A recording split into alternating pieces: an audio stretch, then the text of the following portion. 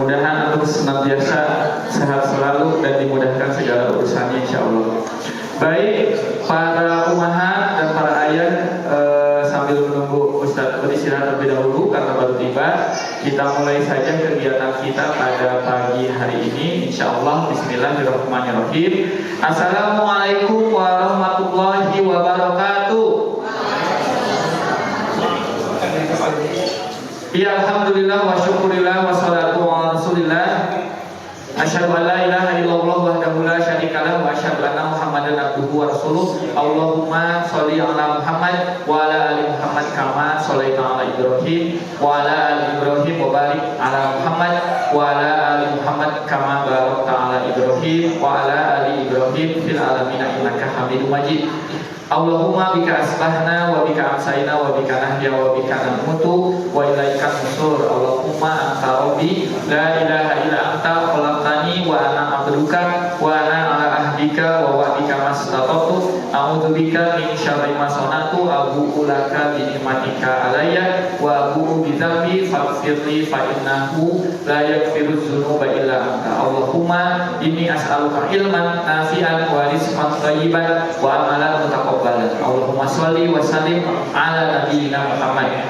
Baik, alhamdulillah, puji dan syukur kita sama-sama senantiasa panjatkan kehadirat Allah Subhanahu wa taala di pagi yang cerah ini. Alhamdulillah, Allah Subhanahu wa taala telah memilih kita di antara ribuan bahkan jutaan orang di luar sana untuk berada hadir di salah satu rumah Allah, tempat yang sangat Allah cintai. Mudah-mudahan Allah memberikan balasan yang terbaik bagi kita semua yang berada di sini, dengan balasan yang menjadi pemberat kita kelak untuk menarik kita ke surganya kelak insyaallah. Amin ya Allah ya rabbal alamin. Salawat dan salam mudah-mudahan senantiasa tercurah melimpahkan kepada baginda Nabi kita Muhammad sallallahu alaihi wasallam, kepada keluarganya, kepada para sahabat, kepada seluruh tabi'in, tabi'ut tabi'in, dan juga umat manusia hingga akhir zaman. Mudah-mudahan kita termasuk atas izin Allah tentunya di hari kiamat mendapatkan syafaat dari beliau dan kelak berkumpul bersama beliau insyaallah. Baik, yang kami hormati Ustadz Rahmatullah Fawzul Azim LC yang alhamdulillah sudah berada di hadapan kita, di tengah-tengah kita. Yang kami hormati dari pengurus yayasan dan manajemen STQ Nur Madinah, dan juga yang kami hormati para pengajar beserta jajarannya, dan juga komite STQ Nur Madinah beserta jajarannya, dan juga tentunya yang kami hormati para umi, para abi, ayah bunda yang mudah-mudahan Allah senantiasa memberikan keistiqomahan kepada kita semua untuk senantiasa berlomba-lomba dalam kebaikan yang salah satunya adalah menuntut ilmu. Dan juga yang kami banggakan para putra kita alhamdulillah sudah berada di samping kita, yang mudah-mudahan Allah senantiasa memberikan mereka semangat untuk senantiasa menuntut ilmu. Hari ini insya Allah akan kita sama-sama membersamai didampingi oleh Ustadz Rahmatullah akan melanjutkan kajian parenting Islami yang materi keempat, ya, pertemuan keempat insya Allah. Namun sebelum melanjutkan ke materi tersebut, kami akan sedikit membacakan urutan kegiatan pada pagi hari ini yang tadi pembukaan insya Allah. Kemudian akan ada pembacaan Al-Quran yang itu akan dinampilkan oleh anak-anak kita semua. Kemudian akan langsung ada pengenalan dari komite beserta jajarannya. Kodarullah Ustaz Taufik masih di perjalanan, kalau nanti sudah ada bisa dengan Ustaz Taufik. Kemudian langsung ke materi inti bersama Ustaz kita Rahmatullah Fawzul Azim LC, dan diakhiri dengan tanya jawab. Dan nanti setelah kegiatan tanya jawab insya Allah dari komite akan ada kegiatan ramah tamah. Jadi setelah kegiatan bisa berkumpul terlebih dahulu para umahat juga para bapak-bapak. Nanti ada obrolan-obrolan terkait kegiatan di sekolah yang disupport oleh komite. Kalau berkenan zuhur di sini bisa insya Allah nanti kita sampai zuhur di sini. Itu mungkin untuk runtutan agenda hari ini. Tanpa berlama-lama, mari kita bersama-sama memohon dari Allah Subhanahu Wa Taala meluruskan niat kita untuk mendapatkan ilmu pada pagi hari ini. Kita sama-sama membuka kegiatan parenting Islamik pertemuan keempat ini dengan membaca basmalah. Bismillahirrahmanirrahim. Baik, untuk berikutnya anak-anak soleh silakan untuk bersiap-siap insya Allah.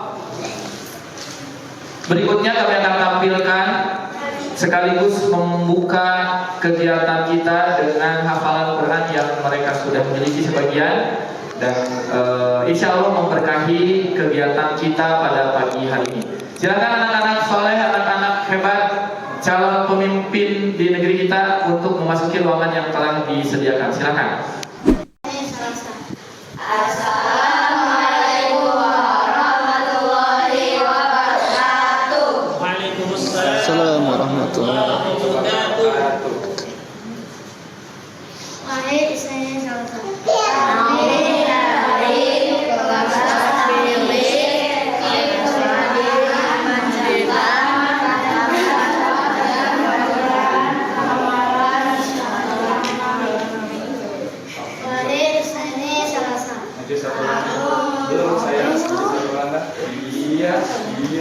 Duduk. Wahai saya salsa.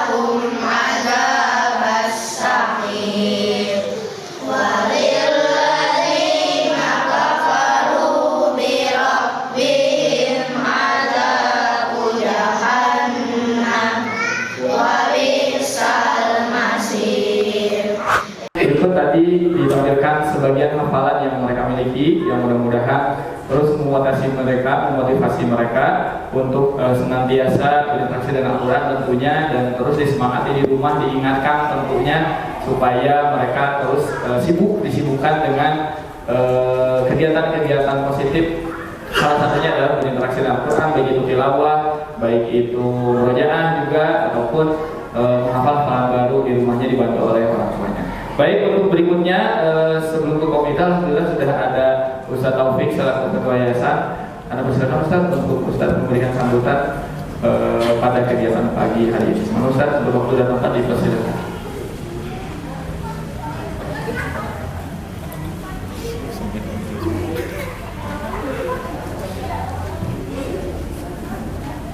Bismillahirrahmanirrahim. Assalamualaikum warahmatullahi wabarakatuh. Alhamdulillah wassalatu wassalamu ala Rasulillah wa ala alihi wa ashabihi wa man tabi'ahum bi ihsan ila yaumil qiyamah. Ayah bunda yang dirahmati Allah Subhanahu wa taala, para guru beserta seluruh staf sekolah, kita bersyukur kepada Allah Subhanahu wa taala di pagi ini bisa berkumpul dalam kondisi yang penuh dengan rahmat Allah Subhanahu wa taala, diberi kesehatan, diberi kekuatan, diberi keimanan tentunya yang paling utama, dan tentunya keridhaan Allah Subhanahu wa taala pada pagi ini. Hari ini kita kembali ada kajian bersama ya tentang mendidik, metode pendidikan dalam Islam. Ayah bunda, saya 20 tahun pengalaman di bidang teknik ya. Dalam teknik itu kita diajarkan proses itu simple. Proses menghasilkan produk itu simple. Inputnya terukur, prosesnya di tengah-tengah terukur, hasilnya akan terukur dengan bagus. Jadi kalau materialnya masuk bagus, proses machiningnya bagus, hasilnya itu bakal bagus kalau dalam dunia teknik. Tapi ternyata dalam dunia sosial yang kita bentuk adalah karakter. Dan karakter itu tidak mudah mengukurnya, tidak mudah membentuknya. Banyak sekali variabelnya. Satu anak dalam satu keluarga, misalnya 2 anak dalam satu keluarga, keluar dari ayah dan bunda yang sama, dididik dalam lingkungan yang sama, kemudian disekolahkan di sekolah yang sama, belum tentu hasilnya sama. Karena variasinya banyak sekali. Dan juga ada unsur kejiwaan yang berbeda-beda dalam seseorang. Ya, dan tentunya adalah yang lainnya adalah unsur hidayah dari Allah Subhanahu wa taala. Nah, terkait dengan mendidik ini, saya sempat diskusi dengan boleh dibilang guru lah ya, teman saya, tapi pengalaman lebih banyak. Ternyata mendidik itu adalah membentuk akhlak, ya, membentuk akhlak. Dan Rasulullah SAW menyatakan dalam hadisnya, innama bu'istu liutammima sholihal akhlak, atau liutammima maqarimal akhlak. Sesungguhnya aku diutus hanyalah atau dalam kutip ya, diutus untuk menyempurnakan akhlak yang soleh atau akhlak yang mulia. Nah, dari hadis ini ternyata panjang sekali pembahasannya. Ya, Rasul diutus itu untuk membentuk karakter akhlak yang mulia atau akhlak yang soleh. Nah, dalam proses membentuk itulah proses yang Rasul terapkan dalam selama dakwah beliau. Dan ternyata proses itu luar biasa. Ya, tetapi alhamdulillah saya dapat memberikannya dapat meringkasnya dalam 5 perkara. Ya, mudah-mudahan 5 ini bermanfaat untuk kita sebagai pembuka ya dengan metode pendidikan. Karena tujuan mendidik adalah merubah perilaku, ya. Dan perilaku itu ada 3, biar cepat aja ya. Perilaku ada 3, berkaitan dengan jiwa kita, berkaitan dengan pemikiran kita, berkaitan dengan perilaku tubuh kita, ya. Jadi ada unsur jiwanya, ada unsur pemikirannya, ada unsur gerak tubuhnya, ya. Dan membentuk itu yang tujuannya tadi menjadi perilaku, baik perilaku jiwa, perilaku pemikiran, perilaku anggota tubuh, ternyata ada 5 tahapan yang harus kita bangun, ya. Ini singkat saja, mudah-mudahan 10 menit juga kurang, tapi mudah-mudahan jadi pembuka. Tahapan yang pertama, orang itu harus sadar dulu mana yang baik, mana yang tidak.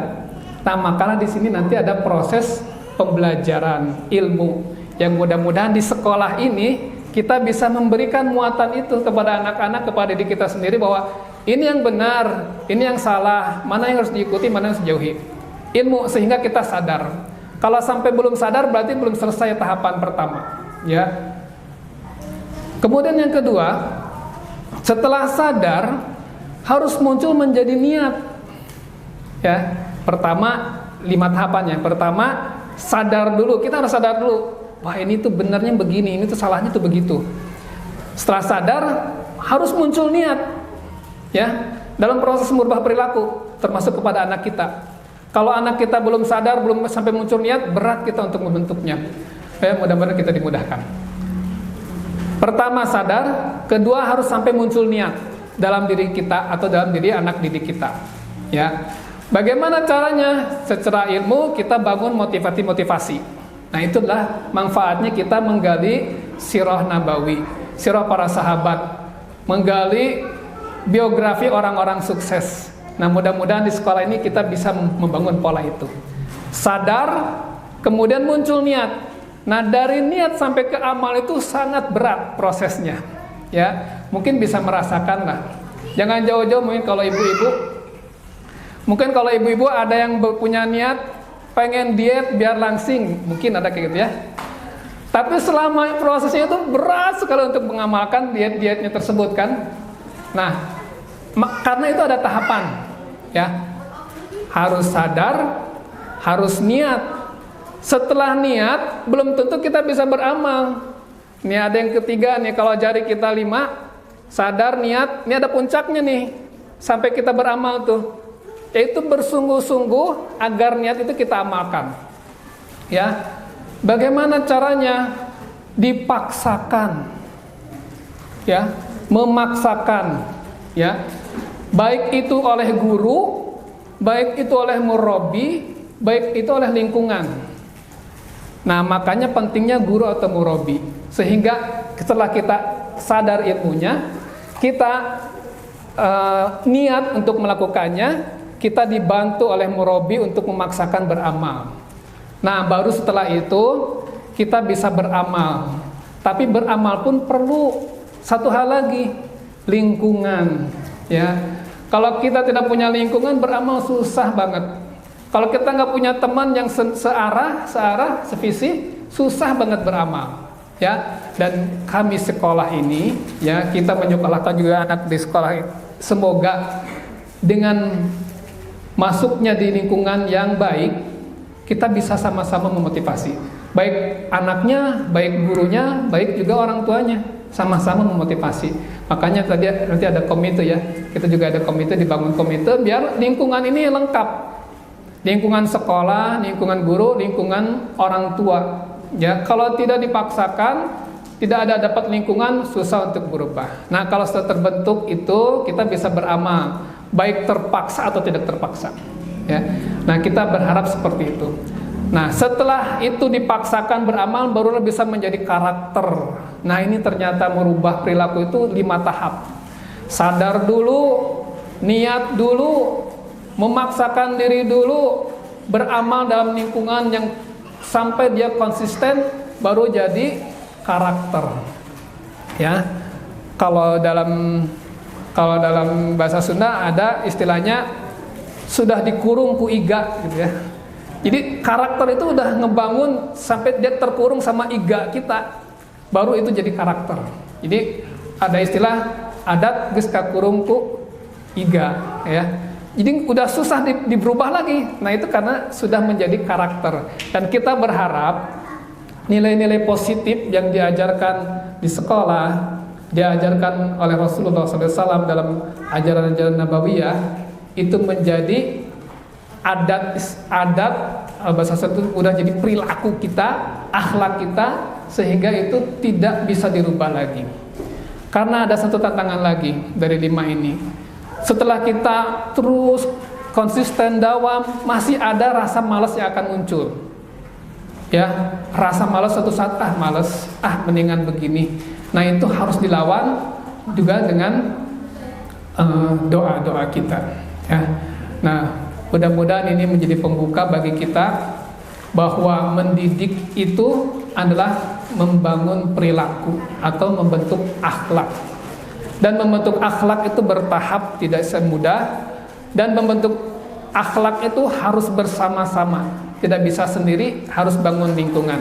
Mudah-mudahan kita bersama di sini saling mengingatkan, lingkungan itu terbentuk, sekolah, komite sekolah, dan juga para gurunya. Itu harapan kami, harapan saya pribadi, dan juga mudah-mudahan saya ikut terlibat menjadi baik di dalam lingkungan ini.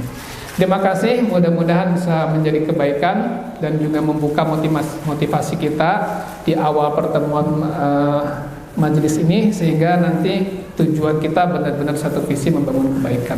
Terima kasih juga kepada Ustadz Rahmat yang sudah bersama-sama. Mudah-mudahan kita bisa mendapatkan manfaat yang banyak dari ilmu yang Allah amanahkan ke beliau. Terima kasih. Assalamualaikum warahmatullahi wabarakatuh. Waalaikumsalam warahmatullahi wabarakatuh. Assalamualaikum warahmatullahi wabarakatuh. Bagaimana kabarnya ayah bunda? Alhamdulillah. Masih semangat? Kita cek dulu semangatnya dengan takbir bersama-sama. Allahu Akbar. Allahu Akbar. Allahu Akbar. Semoga 3 ucapan takbir yang kita ucapkan bisa mengusir setan-setan yang mungkin sudah mulai membisiki kita atau sudah menanamkan rasa ngantuk kepada kita. Dan semoga Allah Subhanahu wa taala juga membukakan hati kita sebagaimana Allah membukakan hati para ulama, sebagaimana Allah membukakan hati para anbiya wal mursalin.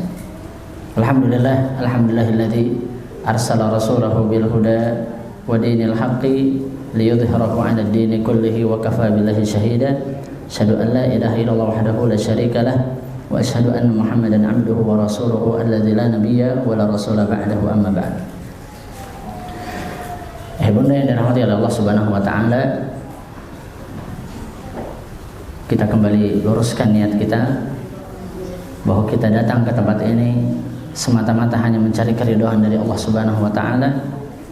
Kita datang ke tempat ini semata-mata menggugurkan kewajiban kita bukan sebagai wali santri, tapi sebagai hamba Allah yang diperintahkan oleh Allah Subhanahu wa taala, ya ayyuhalladzina amanu qu anfusakum wa ahlikum nar wa quduha an-nas wal hijaratu 'alaiha malaikatun ghilazun syidad la ya'sunallaha ma amarahum wa yaf'aluna ma yu'marun. Allah perintahkan kepada para ayah, wahai ayah-ayah yang beriman, jagalah diri kalian dan keluarga kalian dari api neraka yang bahan bakarnya adalah manusia dan batu. Batu di sini dalam kitab-kitab tafsir disebutkannya itu sonam, asnam, yaitu berhala. Ayah bunda yang dirahmati oleh Allah Subhanahu wa taala, sebenarnya tentang metode pendidikan Islam kita sudah selesai kemarin. Dan kita kemarin bulan yang lalu sudah masuk ke dalam aspek pendidikan dalam Islam, yang memang kita ambil juga salah satu masdarnya adalah buku yang ada di hadapan ayah bunda ini, Tarbiyatul Aulad fil Islam, karangan Syekh Abdullah Nasih Alwan. Ada 2 jilid yang sangat luar biasa, beliau menulis dengan begitu komprehensif dan lengkap tentang pendidikan anak-anak kita. Dan kita sudah membahas satu aspek, yaitu aspek keimanan. Dan semoga aspek keimanan ini yang bulan lalu kita bahas itu tidak dilupakan ya ayah bunda. Ini sudah kita praktekkan di rumah kita insya Allah. Assalamualaikum. Assalamualaikum. Sudah dipraktekkan? Insya Allah sudah. Bagaimana kita menanamkan tauhid? Yang paling utama nih menanamkan kecintaan kepada Quran. Ada yang masih ingat gimana anak-anak masih susah disuruh murojaah? Masih?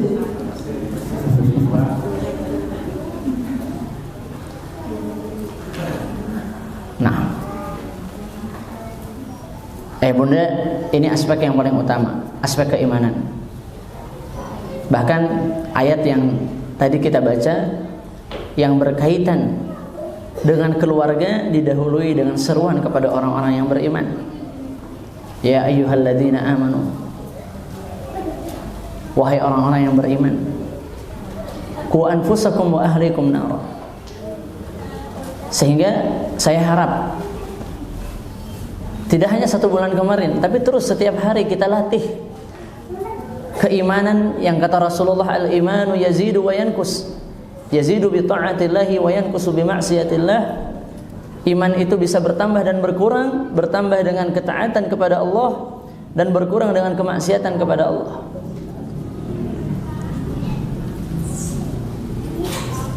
Disimpan dulu HP-nya.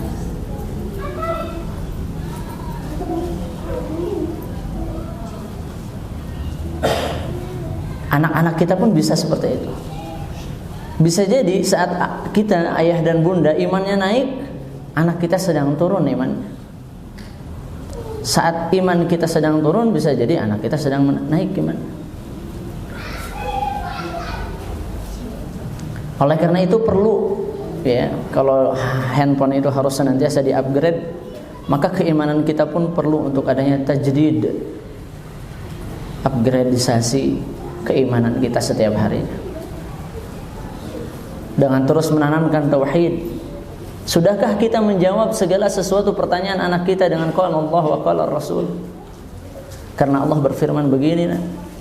Karena Rasulullah mencontohkan begini, nah. Bukankah itu yang kemarin bulan lalu kita bahas? Bukan lagi kata ayah, bukan lagi kata ustadz, tapi anak-anak sudah yakin bahwa saya menghafalkan Quran karena Allah yang memerintahkan begini dan begitu.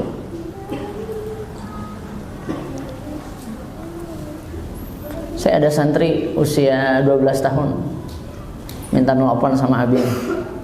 Ustaz, aku ini nelpon ayah. Ada apa? Bukan waktu nelpon, nenek. Ada yang penting pengen diucapin katanya. Kenapa? Kemarin aku minta ayah waktu liburan, minta ayah beliin HP karena teman-teman aku pada punya HP. Tapi aku sadar sekarang aku lagi gak butuh HP kayaknya. Wah, bolehlah. Telepon ayahnya. Dia bilang sama ayah, ya, ayah gak usah ngumpulin uang lagi untuk beli HP. Karena aku sadar. Nah, ini penting tadi ya kata Ustaz Taufik. Sadar dulu gitu. Anak tuh kan bisa berubah kalau anaknya belum sadar. Jadi kita harus bisa menanamkan kepada anak itu ilmu apa? Ada yang terpenting dari ilmu, semua ilmu yang ada itu ilmu sadar diri.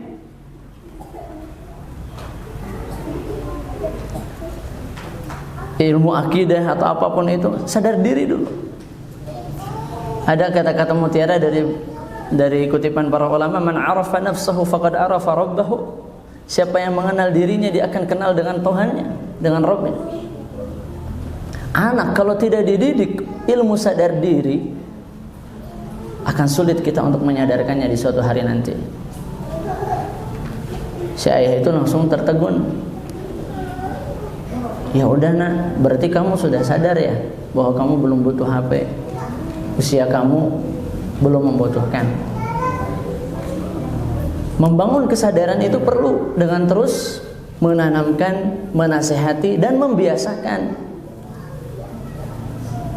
Jangan sampai kita bilang, kita sadarkan anak misalnya, nak, ini tuh minuman ini tuh kandungan gulanya 0. Terus kita kasih lagi yang lain.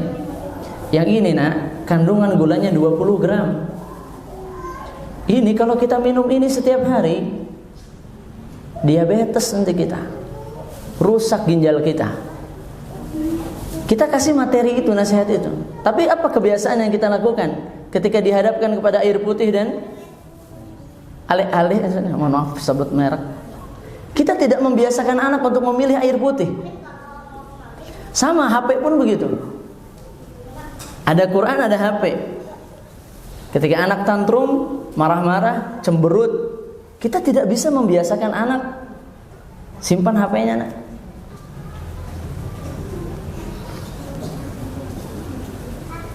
Kita masih bilang yang penting biar anteng.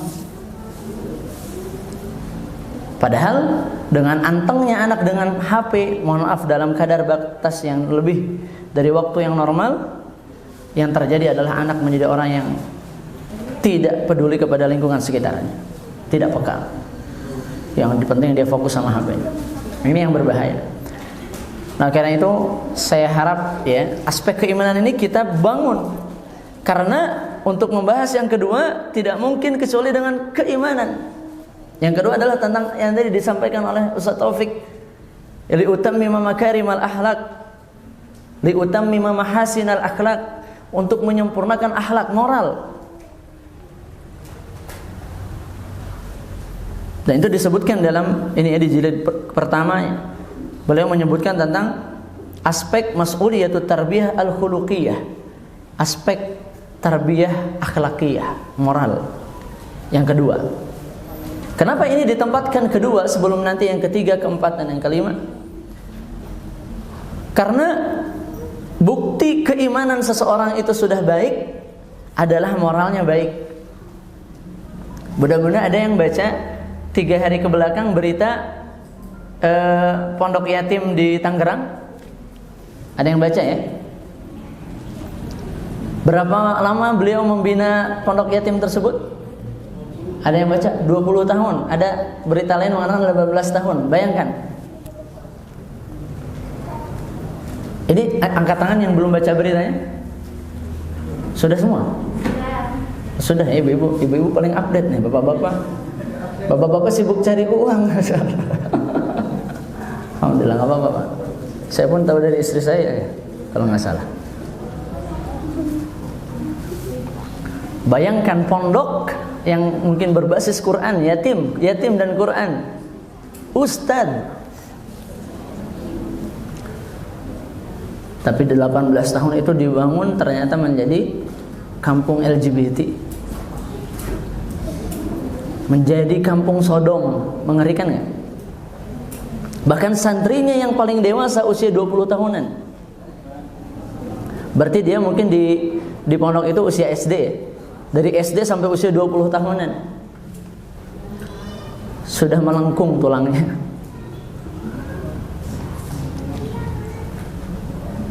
Moral yang hancur.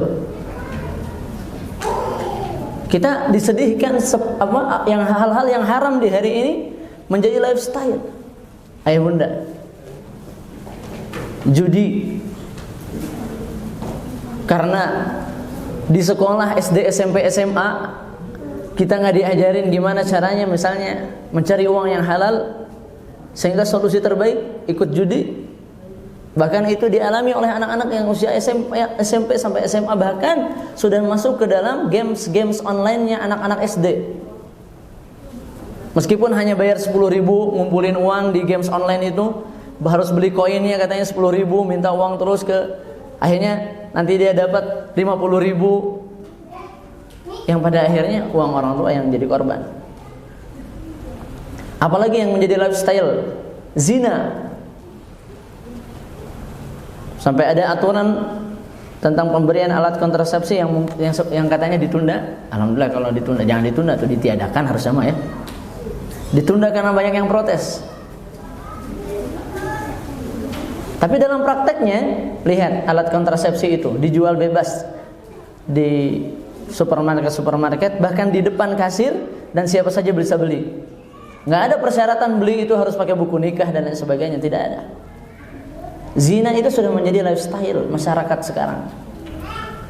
Sampai orang tua ada yang didatangi dilamar anaknya, orang tuanya dengan rela mengatakan jangan dulu nikah, pacaran aja dulu, begitu kan? Sampai ke tingkat orang tua. Mohon maaf, istri rela suaminya selingkuh. daripada nikah lagi. Demi Allah, itu masyarakat kita seperti itu. Jangan ibu-ibu di sini begitu juga. Jangan dua-duanya pokoknya Ustaz.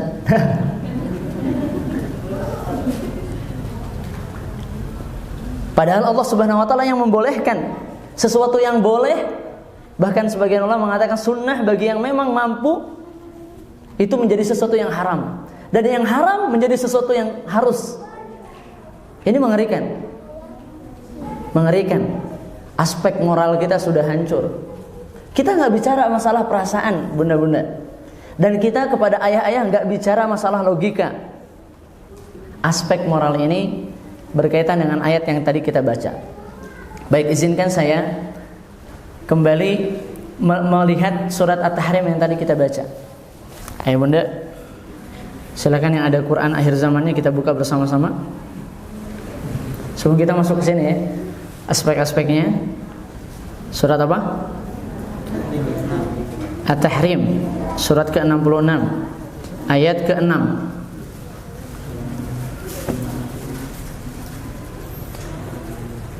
Benar-benar surat ini disebut surat At-Tahrim, yang artinya pengharaman, karena saat itu Rasulullah SAW dalam asbabun nuzulnya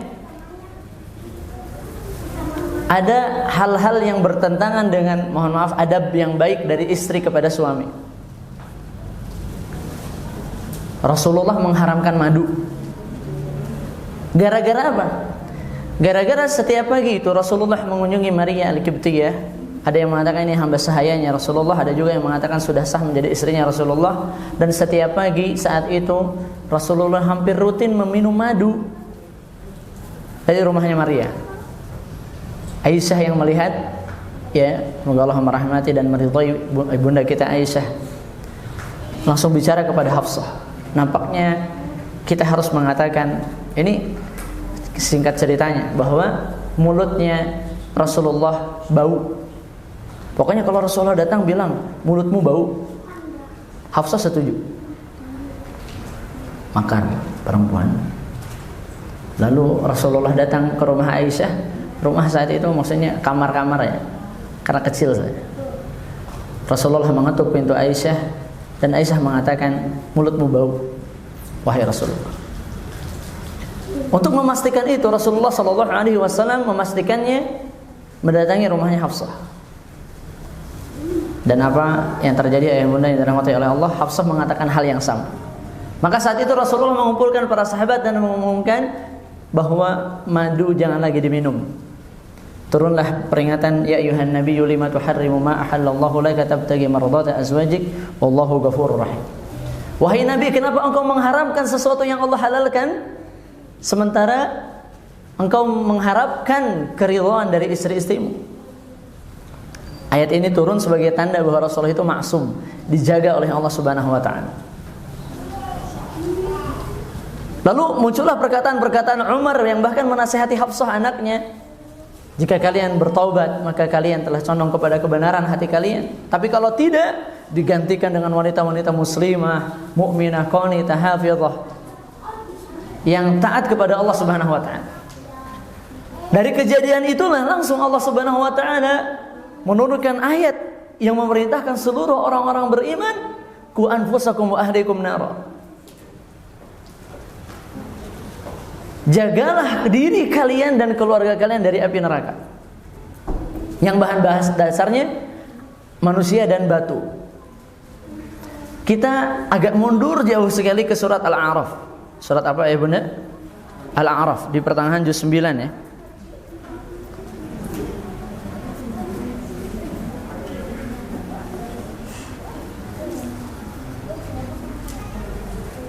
Ayat 179. Al-A'raf ayat berapa? 179. Mohon fokus kepada yang siapa saja yang ingin anak-anaknya diperbaiki moral dan akhlaknya.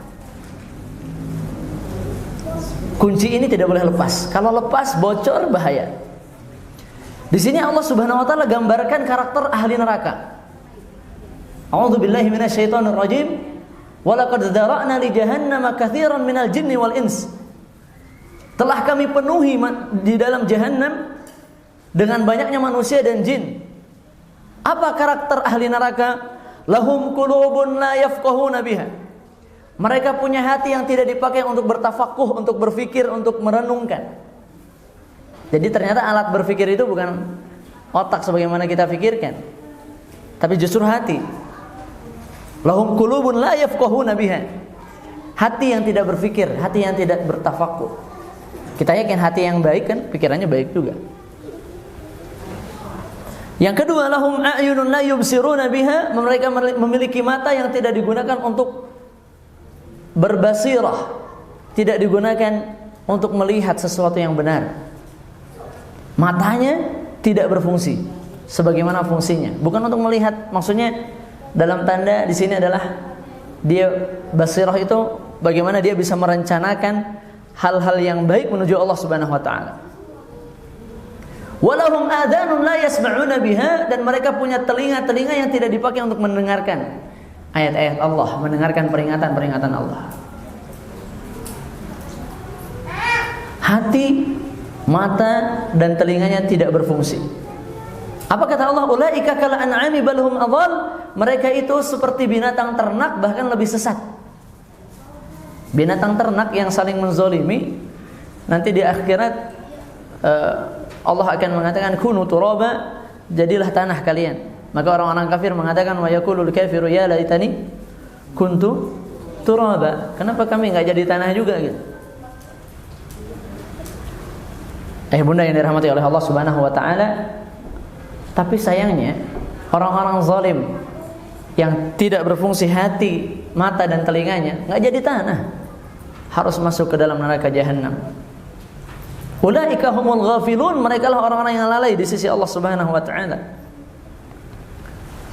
Kalau kita lihat, ya, Allah memerintahkan kita, ku anfusakum wa ahlikum nara, jagalah diri kalian dan keluarga kalian dari api neraka. Kira api nerakanya enggak kelihatan, apa yang harus kita jaga? Ternyata jawabannya di surat Al-A'raf ini 179. Yang harus kita jaga hati anak-anak kita, mata anak-anak kita, dan telinga anak-anak kita. Kalau kita tidak bisa menjaga tiga ini, bocor anak-anak kita demi Allah.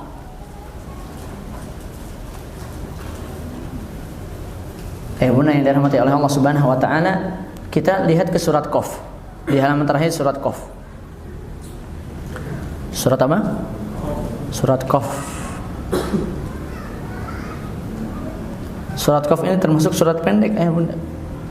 Kata para ulama termasuk surat Al-Mufassal.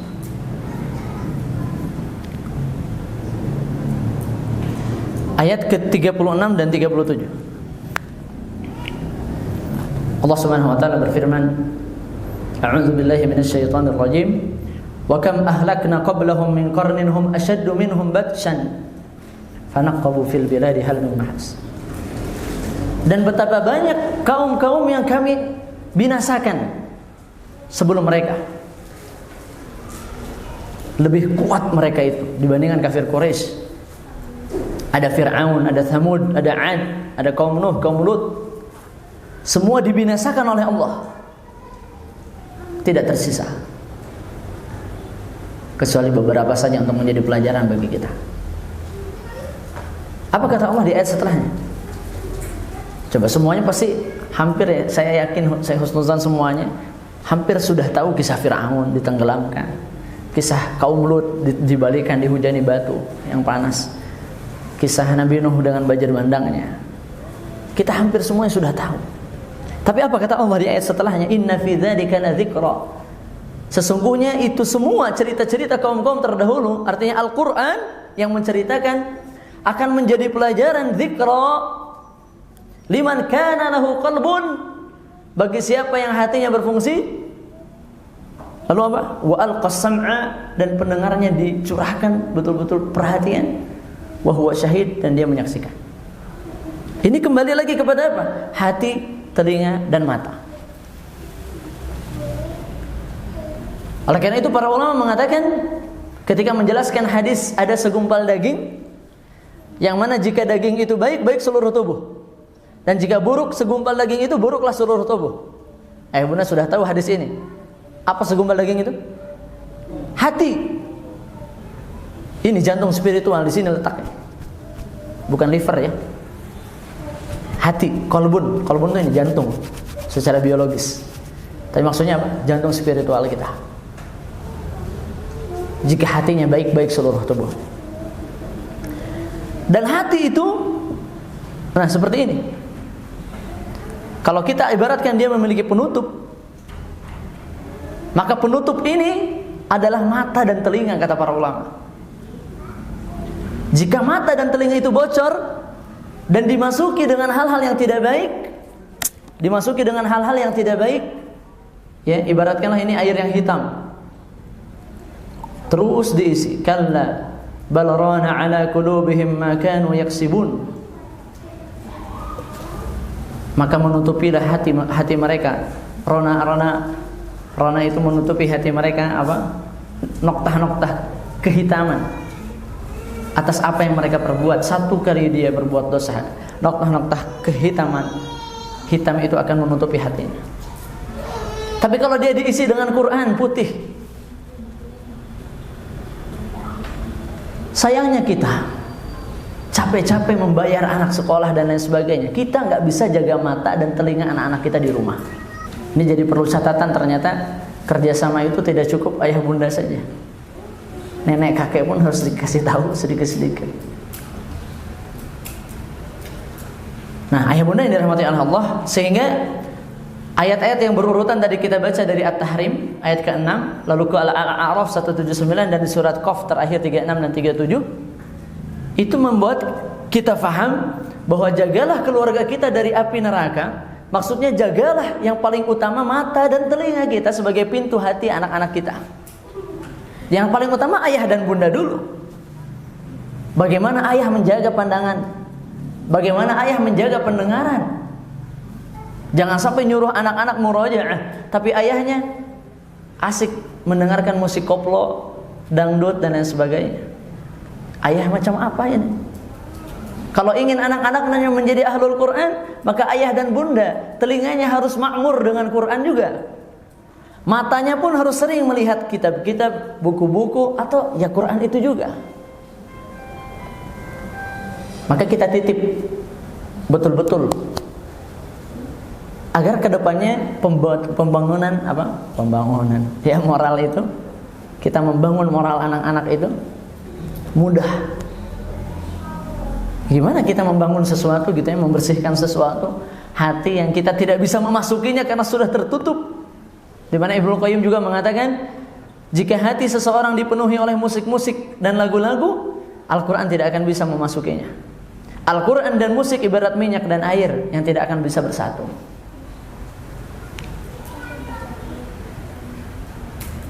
Itu masih ada sebagian yang mungkin, ya sekali-kali Ustaz lah musik-musik klasik gitu biar anak itu tenang.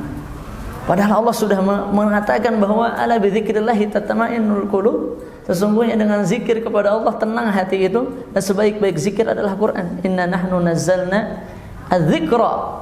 Quran itu disebut zikir. Dari Al-Fatihah sampai Anas itu zikir.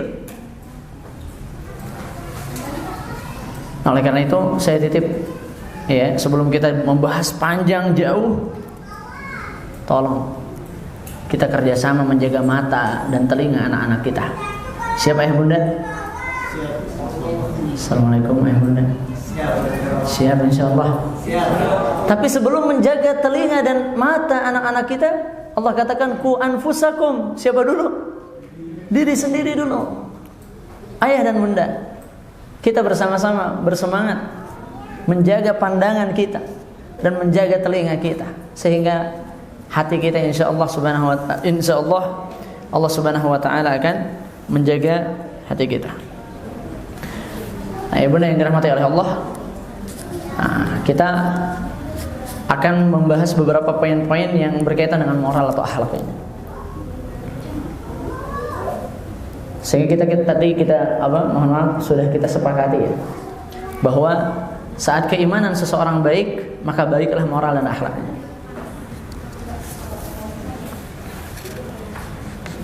Salah satu tips yang disebutkan oleh oleh Syekh Ulwan tentang akhlak ini, bahwa anak-anak itu perlu dibiasakan, terutama di usia-usia di mana dia mau masuk ke dalam usia mumayyiz. Dia sudah bisa tamyiz, membedakan mana yang hak dan yang batil, mana yang benar, mana yang salah, agar ketika dia mukallaf, karena ada sabi mumayyiz, anak yang bisa mumayyiz, dan ada sabi ghairu mumayyiz, ada anak kecil yang belum mumayyiz. Nah, bagaimana anak-anak kita dijadikan dari sabiyun ghairu mumayyiz, sabi, anak yang belum bisa membedakan? Karena ada yang anak yang belum bisa membedakan gitu, seperti misalnya dia mengangkat suara saat khotib di khutbah Jumat, dia sedang berkhutbah, anak itu bertanya, ayah kok lama banget khutbahnya? Padahal dia anak SD misalnya. Nah, bagaimana kita sebagai orang tua bisa membenarkan ini konsep baik dan buruk nih? Bisa menjelaskan kepada anak mana yang baik, mana yang buruk, mana yang boleh dilakukan, mana yang tidak. Dan belum tentu yang baik itu perlu dilakukan karena tidak sesuai dengan waktunya. Dan bisa jadi yang buruk, mohon maaf, yang buruk tidak sengaja dilakukan, dan bagaimana kita cara mentaubatinya. Itu perlu diajarkan kepada anak-anak kita dengan cara pembiasaan. Dari sabiyun ghairu mumayyiz, dari anak yang belum bisa membedakan sampai dia mumayyiz, bisa membedakan. Dan bahkan nanti bedanya dalam fikih, sabi mumayyiz itu para ulama sepakat bisa mengimami tahajud misalnya. Dia bisa mengimami karena dia tahu, mumayyiz itu bisa tahu mana rukun, mana yang membatalkan dan tidak.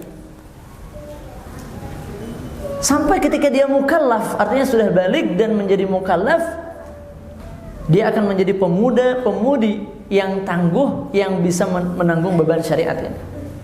Nggak ada lagi anak-anak kita yang sudah tingkat SMA, sudah balik, saat orang tuanya, "Dek, kapan pakai jilbab?" "Aku jilbabin hati dulu, Bunda." Nggak ada lagi seperti itu. Udah kuat semuanya. Nggak ada lagi anak laki-laki yang diajak ke masjid masih ngeyel. Nah, sehingga semangat kita ya membangun akhlak ini diawali dengan keimanan dulu tadi, dan kemudian bertahap, step by step. Dari bagaimana dia ya, makanya bagi yang belum anaknya masuk ke dalam usia balik ini, mohon dijaga baik-baik anak-anak itu. Terutama usia 3 sampai 6 tahun, membangun bonding antara ayah dan ibu dan anak.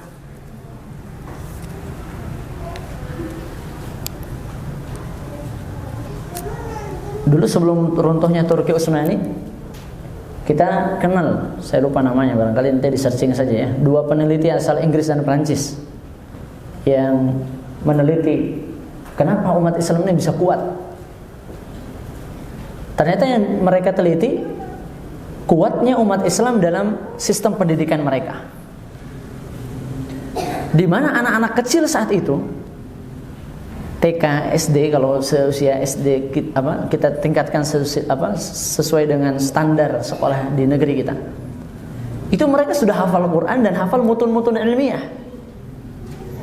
Sehingga kedua peneliti ini mengatakan bahwa umat Islam bahkan di usia 7 tahun, 8 tahun itu sudah bisa hafal 70.000 kosakata. Dengan menghafal Quran, dengan menghafal hadis-hadis, dengan menghafal syair-syair atau matan-matan ilmiah. Dengan hafal 70.000 kosakata, anak-anak menjadi cerdas. Dan seketika mereka menguasai bahasa Arab juga. Bahasa Arab dan Quran. Sehingga sampai pada titik kesimpulannya, Inggris dan Prancis saat itu sepakat, jauhkanlah kaum muslimin dari Quran dan bahasa Arab. Maka apa yang terjadi? Ada yang tahu apa yang terjadi? Kayaknya semuanya sudah tahu. Ini sekarang yang terjadi. Ini yang terjadi. Apa belum terbangun kita bahwa kita ini sedang terperosok, kita ini sedang mundur terbelakang? Mohon disadari bersama-sama. Seharusnya kajian-kajian seperti ini berbahasa Arab dong. Betul nggak, Ustaz? Tapi sekarang lihat, umat Islam hampir semuanya nggak bisa bahasa Arab. Sedikit sekali yang bisa. Jangankan itu, umat Islam di Indonesia menurut survei hanya 37% orang yang sholat. 37% orang yang sholat. Lebih banyak yang sholat atau yang tidak? Padahal sholat itu kunci moral. Inna sholata tanha anil fahsya wal munkar. Sholat itu mencegah dari perbuatan keji dan kemungkaran. Ya wajar, zina terbebas ada di mana-mana. Riba, judi, sholatnya saja begitu. Nah,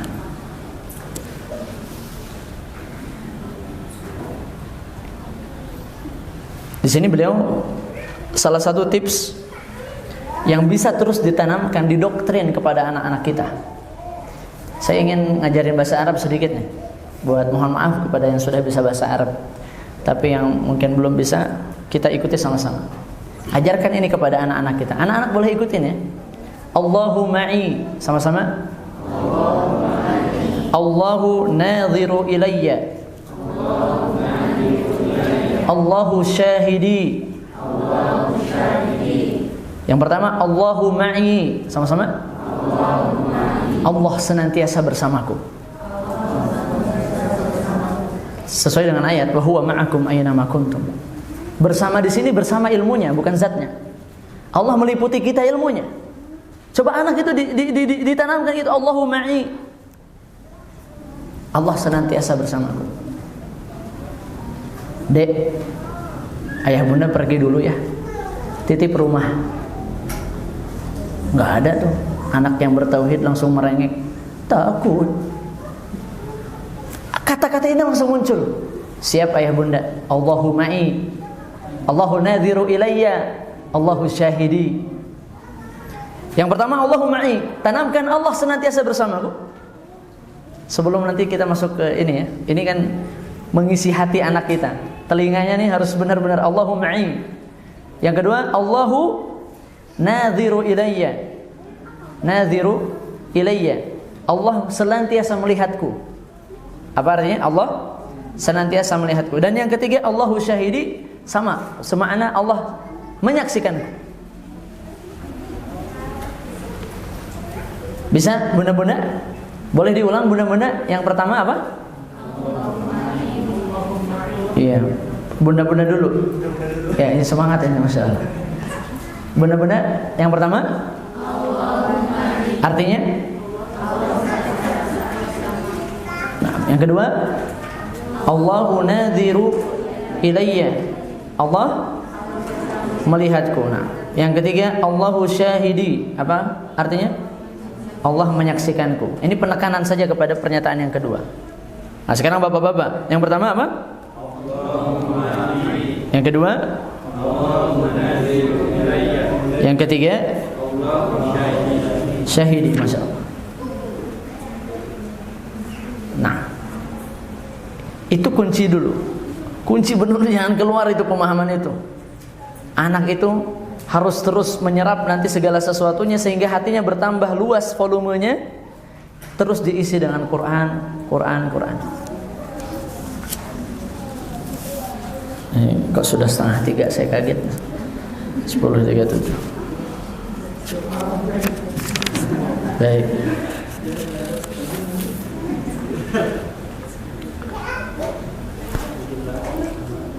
Konsep baik dan buruk, kemudian kita menanamkan kepada anak bagaimana agar terus menjadi baik. Nah, konsep baik dan buruk sudah diajarkan, tapi bagaimana anak kita memilih jalan yang baik, begitu. Jangan hanya diajarkan ini baik dan buruk. Ibnu Taimiyah pernah mengatakan, siapa itu orang baik? Orang baik bukan mereka yang mengetahui yang baik dan buruk saja, tidak. Orang baik adalah yang mengetahui mana yang baik dan mengetahui mana yang buruk, lalu meninggalkan yang buruk dan mengamalkan yang baik. Fa'alhamaha fujuraha wa taqwaha. Qad aflaha man zakkaha wa qad khaba man dassaha. Ini konsepnya. Allah tanamkan kedurhakaan dan ketakwaan pada setiap jiwa manusia Ada yang memilih jalan kebaikan beruntung, dan yang memilih jalan keburukan mengotori jiwanya rugi.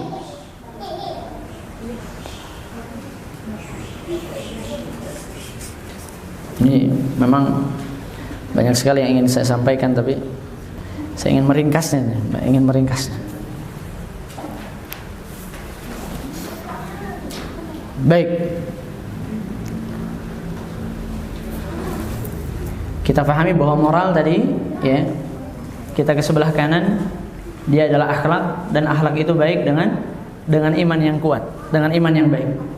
Lalu kita juga ajarkan kepada anak-anak tentang konsep baik dan buruk, dan kita ajarkan agar anak-anak menjadi baik. Nah, ini melatih kejujuran itu sebenarnya yang tadi, ya. Kita latih anak-anak agar senantiasa yakin bersama Allah. Allah senantiasa menyaksikannya, melihatnya. Nah, yang paling tinggi ini di atas ada tentang adab. Bunda-bunda dan mohon para ustadz selalu, dan ustadzah selalu mengedepankan kepada anak-anak bahwa sumber kebahagiaan ada pada adab. Sa'adatul mar'i bil adab. Setiap adab kita berkurang, saya yakin gak enak hatinya. Coba tanya sama anak-anak yang suka ribut misalnya, ditegur sama ustadznya, kira-kira gimana perasaan? Ada gak enaknya? Tapi orang yang disiplin, orang yang memperhatikan, dia tiba-tiba bahagia dalam hatinya sendiri. Adab itu sumber kebahagiaan. Sa'adatul mar'i bil adab. Kebahagiaan seseorang itu diraih dengan adab. Adab ini akhlak paling puncak, adab yang baik. Dan adab yang dimaksud adalah segala hal yang ditetapkan oleh syariat sebagai sesuatu yang baik.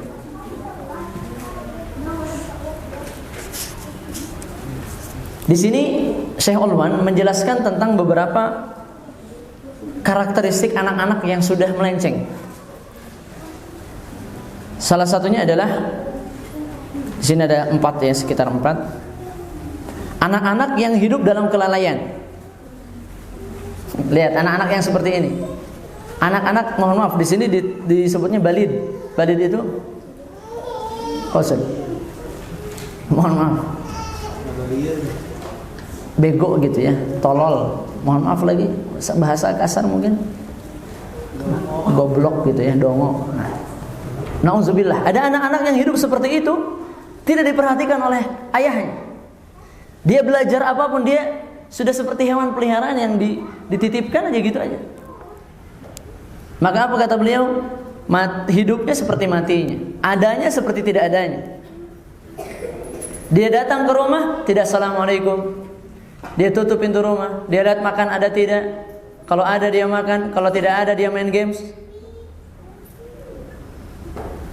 Tidak ada perannya. Dipanggil orang tua, dia tidak nyaut. Orang tua pun, mungkin dia sedang sibuk lagi mengerjakan PR, padahal lagi main games. Apakah kita berharap anak-anak kita seperti itu? Tidak. Ada lagi anak-anak yang karakternya bahimiyah. Bahimiyah ini mirip binatang, mengedepankan syahwat, hawa nafsu dan kelezatan dunia. Karena dia dari kecilnya tidak diajarkan bagaimana cara mengekang hawa nafsu. Bunda yang dirahmati oleh Allah, saya titip ajarkan anak-anak itu gimana caranya menahan. Berawal dari apa, Ustaz? Bunda, paling sederhana sebenarnya toilet training. Nahan kencing dari usia 2 tahun, 3 tahun. Dia belajar bahwa ada sesuatu yang harus saya tahan. Ini tuh najis. Jangan bilang itu kencing. Boleh kita bilang itu kencing najis, tak disukai oleh Allah. Harus bersih dan kita harus suci. Kamu ini udah makan, kencingmu itu najis. Dia mungkin awal-awal dia bocor di mana-mana, tapi konsep menahan diri dengan toilet training itu, dia bisa menahan kencingnya. Itu akan membuat dia belajar bagaimana cara menahan. Yang nanti beralih usia 5 tahun, ayahnya, bundanya pegang HP, dia sudah bisa tahan. Karena ayahnya bilang, "Nak, HP ini untuk ayah belajar Zoom. Nah, HP ini buat ayah jualan. Nah, HP ini buat ayah berdakwah. Oh gitu Abi, bukan buat main games. Bukan, main games sama Abi aja. Yuk, Abi bisa jadi kuda, Abi bisa jadi Ultraman, Abi bisa jadi. Karena sebaik-baik alat bermain adalah tubuh ayahnya, dan sebaik-baik tempat berlindung adalah tubuh ibunya. Kalau ayah-ayah, makanya ayah tuh harus olahraganya harus rajin tuh, supaya sehat terus. Kalau pengen punya anak terus gitu, ini harus siap bermain setiap hari. Siap ayahnya bermain setiap hari. Bagi yang sudah selesai masa ayahnya, sudah jadi kakek, berarti siap bermain dengan cucu-cucunya. Bermain itu konsep yang bagaimana anak-anak kita bisa belajar. Tapi bukan berarti nanti kita menggabungkan bermain dan belajar. Nanti kita harus pahamkan juga kepada anak-anak bahwa bermain, belajar. Karena konsep bermain dan belajar itu datang dari barat, yang nantinya bisa membuat anak-anak kita tidak memperhatikan adab ketika belajar. Ya kan namanya juga apa? Bermain dan belajar. Jadi ya gimana aku dong mau main-main di belakang juga terserah aku. Nah, anak-anak yang dirahmati Allah itu lagi asik apa tuh di belakang. Juga yang di luar titip makannya sambil duduk ya anak-anak ya. Ini saya lagi ngejelasin akhlak tapi coba dikontrol sama bapak-bapaknya, ustad-ustadnya. Nah, biarkan mereka bermain satu dengan yang lainnya. Ayo kita belajar dari sekarang. Bukan tidak boleh bermain games, sekali lagi bukan. Tapi saya yakini bahwa ketika kita membangun bonding antara ayah dan anak, juga ibu dan anak dengan bermain games dengan tubuh ayah dan anaknya, itu lebih berharga bagi anak-anak kita. Ada anak SMA yang udah gak mau lagi dengerin ayahnya. Salah satu wali santri kami yang bertanya seperti itu, Ustaz, anak kami sudah SMA semua, tidak ada yang mau mendengarkan kami lagi, tidak ada yang mau diajak ke acara keluarga. Setelah ditelusuri, karena kurangnya bonding dari mereka TK, SD, dan SMP. Maka sebelum terlambat, mari kita bantu kedekatan antara ayah dan anak, ibu dan anak. Jangan dilepaskan seperti binatang begitu saja. Nanti mereka tidak punya konsep menahan hawa nafsu mereka. Lalu ada karakter anak yang asobiyah, asobi, yang mana selalu ingin di atas, selalu ingin menyombongkan diri, karena diajarkan oleh ayahnya dan ibunya bagaimana selalu aku tuh begini loh. Bahkan mohon maaf, kita mengajarkan aspek moral ini dengan cara afirmasi positif. Boleh nggak afirmasi positif kepada diri sendiri? Begini, nah katakan pas mau baca Quran tuh, aku bisa, pasti hari ini aku bisa menghafal. Katakan itu sambil bercermin, nak. Aku bisa. Misalnya namanya siapa? Asep. Asep, kamu bisa, Sep, ngafalin Quran. Yakin kamu bisa. Afirmasi positif seperti itu boleh tidak dalam syariat kita?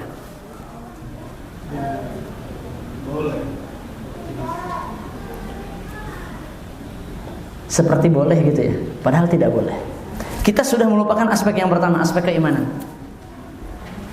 Yang membuat kita bisa itu Allah.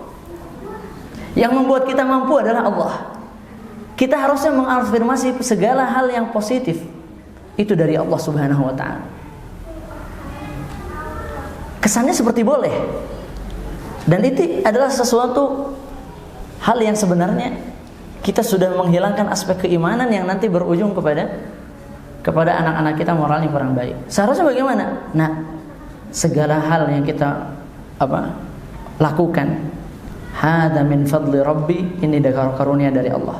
Katakanlah la haula wala quwwata illa billah, tidak ada daya dan upaya kecuali atas dasar pertolongan Allah. Apakah ketika hayya 'alal shalah, hayya 'alal falah, jawabannya aku bisa ke masjid, Ayo kita sholat, ayo kita meraih kemenangan. Apakah jawabannya? Aku bisa ke masjid, aku bisa wudhu, aku orang soleh. Enggak gitu. Tapi apa yang diajarkan oleh syariat kita? Menjawab hayya 'alal tain, la haula wala quwata illa billah. Kalau moral, kalau keimanan sudah seperti ini, saya yakin tidak ada orang-orang yang asabiyah.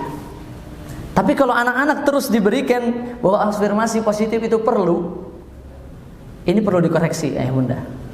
Mohon kalau saya salah koreksi juga. Ya.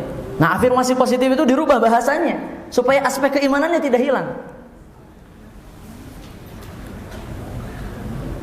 Biasanya para motivator kan gitu. Ayo berdiri semuanya, katakan pada diri, saya bisa meninggalkan ini, gitu kan? Padahal yang membuat kita bisa siapa? Allah Subhanahu wa taala. Nanti ketika dia berhasil menghafal 30 juz, tuh kan ya, Bun, aku bisa. Hah? Iya. Aku. Nanti pas dia udah nikah, dapat rumah. Ini gara-gara aku S3 di Madinah, aku dapat rumah. Padahal udah kuliah di Madinah masih kayak gitu, nggak mungkin juga ya. Hadza min fadli Rabbi. Ini adalah karunia dari Allah. Itu yang harus kita tanamkan kepada anak-anak kita. Jadi jangan sampai anak kita menjadi pribadi yang lalai, tadi pertama. Kemudian yang kedua, berpribadian, berkarakteristik seperti binatang. Yang ketiga, mempunyai karakter asabiyah. Ini juga tidak kita inginkan. Dan yang keempat, syaitoni. Karakternya kesetan-setanan. Artinya apa?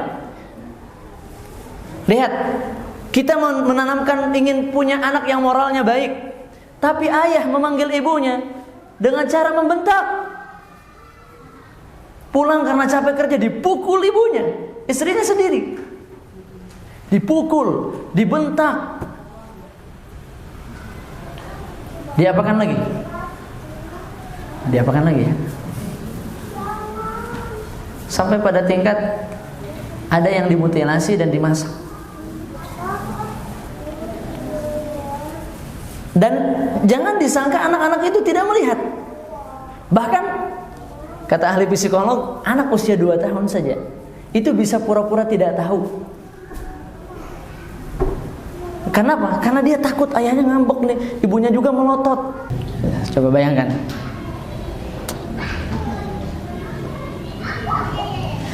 Tsumma akhadha biyadihi, dan sebelum anak itu nikah pegang tangannya. Katakan kepada anak itu, qad addabtuka wa 'allamtuka wa ankahtuka.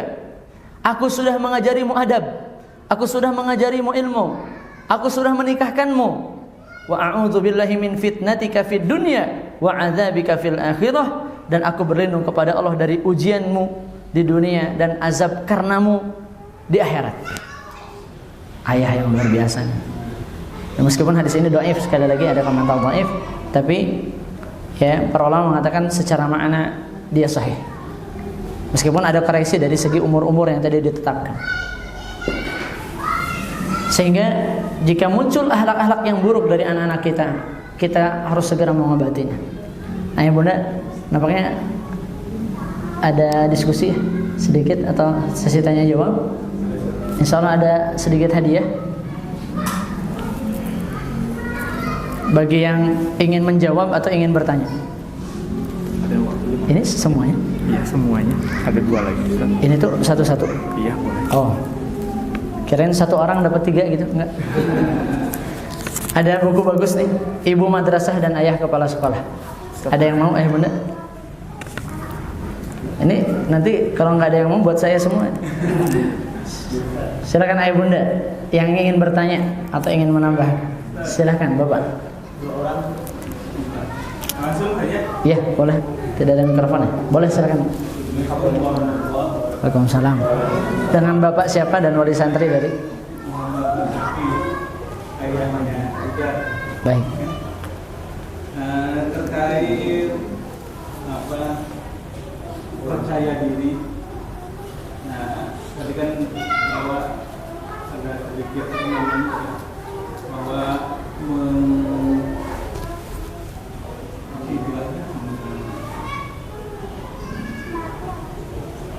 ini aja. Percaya diri sebetulnya itu boleh secara syariat atau tidak? Percaya diri. Yang tadi Cermin Asep Bukan, ini mah kalau yang lebih umumnya aja yang lebih umum bahwa Baik. percaya diri itu bolehkah secara syariat atau tidak? Nah, baik. Percaya diri ya dengan tidak menuhankan dirinya tentu diperbolehkan, sangat dianjurkan bahkan. Ya, kepercayaan diri termasuk akhlak baik yang disebutkan di dalam kitab-kitab akhlak. Hanya saja tadi bahwa kita tetap harus ya mengaitkan segala sesuatunya dengan Allah Subhanahu wa taala. Percaya diri tentu harus dibangun kepada anak-anak kita. Ini berbeda ya dengan afirmasi positif yang tadi saya sebutkan, maksudnya percaya diri dalam arti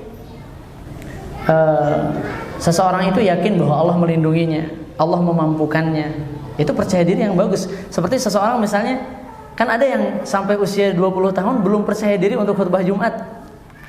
Padahal dia sudah hafal Quran, dia sudah tahu hadis-hadis, tapi ketika ayahnya bilang khutbah Jumat ya, aduh, gua nggak percaya diri. Padahal apa? Padahal kalau salah kita bisa minta maaf, dan kalau benar itu dari Allah dan Rasulnya. Sederhana, sesederhana itu. Jadi membangun kepercayaan diri sangat dianjurkan, tapi tetap dikaitkan dengan Allah Subhanahu wa taala. Kurang lebih seperti itu, Pak ya. Jadi jangan sampai kita sebagai orang tua malah mendidik anak-anak mereka lebih takut kepada ayah dan ibunya kebanding kepada Allah, atau menuhankan diri yang tadi khawatir masuk ke dalam karakter yang keberapa? Yang asobiyah, yang ketiga itu. Ya, sehingga saking percaya dirinya dia bilang semua orang salah, semua orang tidak bisa seperti saya. Ini bahaya. Nah, jadi percaya diri yang kita ajarkanlah percaya diri yang dalam koridor syariat tetap diperbolehkan, dan na'udzubillah kalau sampai percaya diri itu membuat dia menyombongkan diri. Dan sombong itu kata Rasulullah batarul haqqi wa ghamtun nas, menolak kebenaran dan merendahkan manusia. Siapa sih yang bisa seperti saya? Bahaya tuh kalau anak-anak sampai muncul seperti itu. Ya, tadi di kelas gak ada yang bisa jawab pertanyaan Ustadz kecuali saya. Boleh awal-awal mungkin anak SD ngomong kayak gitu, jangan kita tegur. Bagus nak. Tetap kita balas dengan pujian lagi. Tapi setelah itu kita fahamkan bahwa yang membuat kita bisa itu siapa? Allah Subhanahu wa taala. Bapak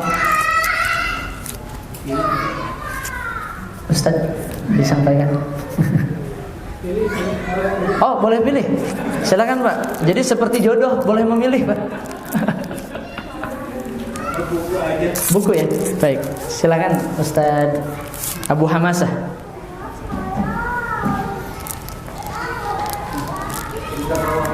Oh iya. Silakan. Assalamualaikum warahmatullahi wabarakatuh. Assalamualaikum warahmatullahi wabarakatuh. Pertanyaan mau saya dari kebetulan datang ke sini sebagai undangan umum ya di situ. Bukan sebagai orang. Baik. Saya mau bertanya berkaitan tentang anak dan hubungan anak dan orang tua. Jadi yang saya lihat itu sebenarnya saat kita mendidik anak itu kan kita membuat sebuah lingkungan, sebuah ekosistem gitu di keluarga gitu, supaya anak itu sesuai dengan visi misi kita. Tapi sebenarnya sebagai muslim ya yang taat pada Allah sebenarnya. Terus juga ada bab-bab di mana anak itu keluar dari lingkungan keluarga, misalkan ke sekolah atau ke tempat dia bermain gitu. Yang dimana itu juga jadi sebuah pengaruh buat si anak ini. Makanya kan kalau kita nyekolahin anak pasti nyekolahin dia sesuai dengan lingkungan di keluarga di rumahnya. Mungkin pertanyaannya itu adalah gimana cara bikin anak itu selalu kayak lapor kalau ada sesuatu yang dirasa tidak sesuai dengan lingkungan di rumah gitu. Misalkan contohnya di rumah saya ngajarin anak saya untuk di rumah saya ngajarin anak saya kalau rokok itu buruk gitu. Sehingga saat anak nanti kalau melihat ada sesuatu rokok di luar rumah gitu di sekolah, misalkan teman-teman pada rokok, dia itu datang ke rumah bilang teman-teman aku pada rokok gitu. Tapi ayah bilang rokok itu nggak boleh, kamu harus kayak gimana? Atau contoh keduanya, saya nggak pernah memberitahukan informasi apapun tentang rokok walaupun rokok itu buruk.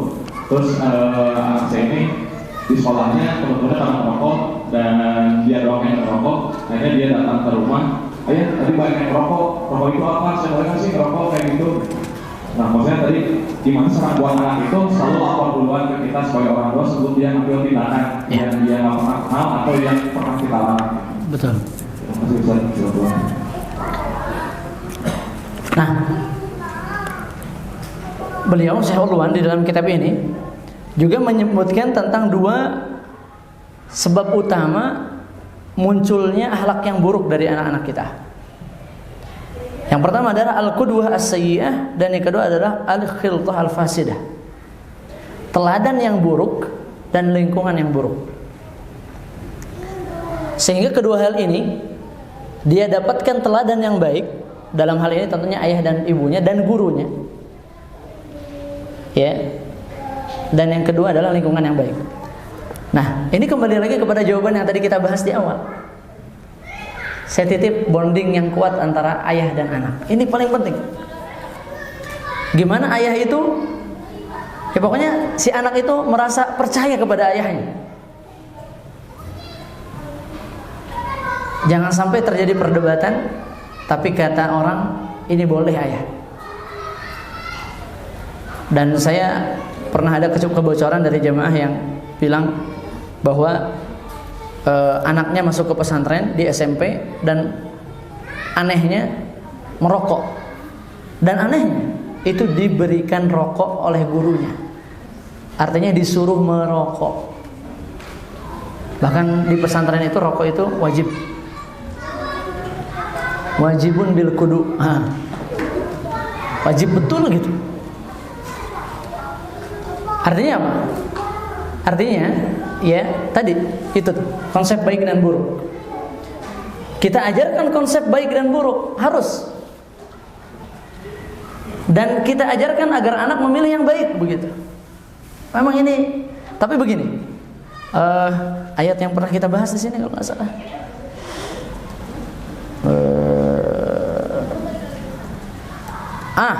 Mana? Nah, lihat ayat ini.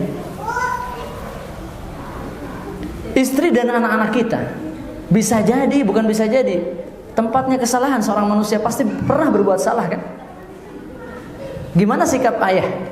Tiba-tiba ngelihat anaknya merokok. Gimana nih? Lihat di dalam ayat ini. Allah sebutkan di pertengahan ayatnya. Wa in ta'fu wa tasfahu wa taghfiru fa innallaha ghafurur rahim. Jika kamu memaafkan dan mentoleransi, artinya tidak memarahinya, wa taghfiru dan mengampuni mereka, fa innallaha ghafurur rahim, maka sesungguhnya Allah Maha Pengampun lagi Maha Penyayang. Artinya apa? Saat kita menemukan keburukan pada diri anak kita atau istri kita, terutama istri ya, yang sampai Rasulullah mengatakan irfaq bil qawarir, lemah lembutlah kepada gelas-gelas kaca. Gelas-gelas kaca itu siapa? Istri. Di surat An-Nisa, fa in karihtumuhunna fa 'asa an takrahu shay'an wa yaj'al Allahu fihi khairan katsira.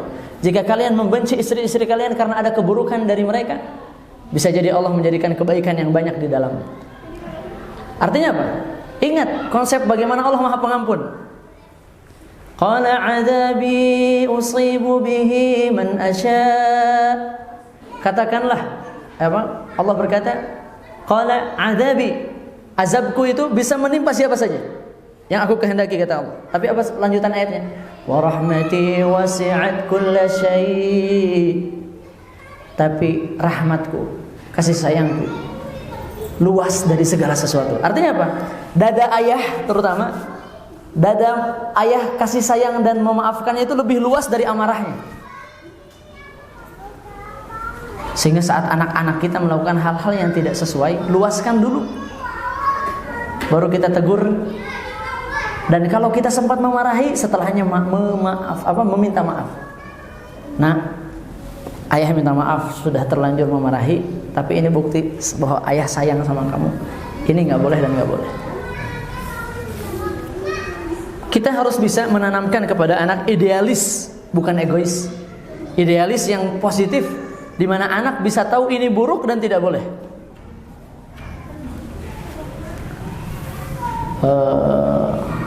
sampai misalnya ada anak lihat perempuan yang tidak berjilbab, misalnya itu tidak berjilbab, Allah tidak suka. Tapi kita ajarkan bahwa gimana ya, dalam tanda kutip, kita tidak bisa menghindarkan anak dari tipuan setan. Karena setan mengatakan di dalam Al-Quran, kami akan sesatkan manusia sampai hari kiamat. Sekarang kita bilang, anak gak usah belajar ke STQ Nur Madinah, karena nanti di lampu merah ada pengamen, dia akan dengar musik, gitu kan? Jangan sekolah, nanti takut dia ada manfaat yang lebih besar dari madorotnya. Kita hanya mengajarkan, tidak semua yang kita lihat itu baik. Yang buruk kita hindari sebisa mungkin. Dan itu memang perlu paling utama adalah bonding antara ayah dan anak. Buat anak itu percaya. Rasulullah saja bisa menasehati keponakannya, siapa? Ibnu Abbas ya. Ibnu Abbas itu anak pamannya Nabi ya. Abbas. Boncengan di unta, ngobrol gitu. Ya gulam, ihfadillah yahfadka. Jagalah Allah, niscaya Allah menjaga. Hadisnya panjang. Rasulullah bisa ngobrol bareng gitu. Tapi gimana kita mau ngobrol sama anak di motor? Tadi dapat apa aja pelajaran? Ya anaknya dikasih HP. Nih kamu nonton HP lah. Dari tadi kamu belajar terus. Nih ayah tahu kamu capek. Nih, kita fokus sama jalan. Sampai rumah ternyata anak tidak ada. Jatuh. Nauzubillah. Ya, di momen menjemput anak dan mengantar anak adalah momen memberikan aspek-aspek keimanan dan moral itu kita tanamkan. Lagi nganteran tuh, sudah berdoa belum? Bismillah. Ini di buku ini luar biasa ya. Ada mengajarkan masuk rumah pakai salam, memeluk orang tua, salam pada orang tua. Itu dibentuk. Saya yakin dengan seperti itu sudah ada kedekatan antara anak dan ayah. Apapun yang kita nasihati masuk insyaallah ta'ala. Masalahnya kenapa anak tidak mau menerima nasihat kita? Ya mungkin kita memberi nasihat tapi kita tidak mencontohkan. Kayak tadi ya, kamu tuh main HP terus, jangan main HP terus. Tadi dia kan bingung, saya tidak boleh main HP tapi tiap hari lihat ayah dan ibunya main HP. Gimana caranya? Anak itu dalam kebingungan yang luar biasa. Artinya bagaimana kita mengajarkan dan memahamkan, kalau ayah lagi sama HP, ya bahkan ajak gitu anak tuh. Kita misalnya ada yang lagi bisnis, kuliah bisnis atau apapun itu, suruh dia duduk, sini duduk, lihat. Nanti dia paham, oh iya ini urusan orang dewasa ini gitu. Dia jadi paham dan tidak mengganggu ayahnya dan sebagainya. Nanti ayah punya waktu sama kamu, tapi pahami bahwa HP ini bukan untuk main, bukan untuk ini. Tujuan utamanya untuk ayah belajar, untuk ayah berdagang. Kurang lebih begitu ya. Semoga anak-anak kita didekatkan dengan kita insyaallah ta'ala. Ini mau yang mana hadiahnya? Kok banyak? Bebas.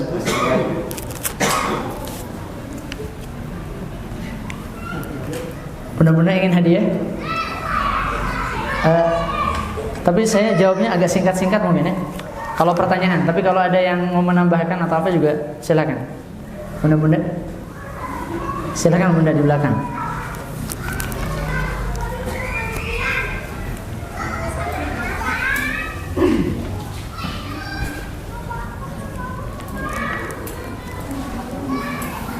Waktu sudah habis sebenarnya. Silakan. Tapi nggak apa-apa, dilanjut. Ada 1, 2, 3.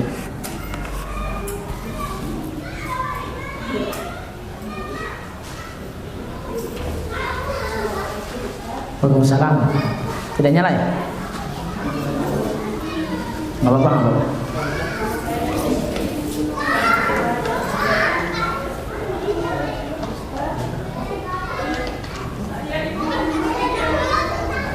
Saya nggak dengar.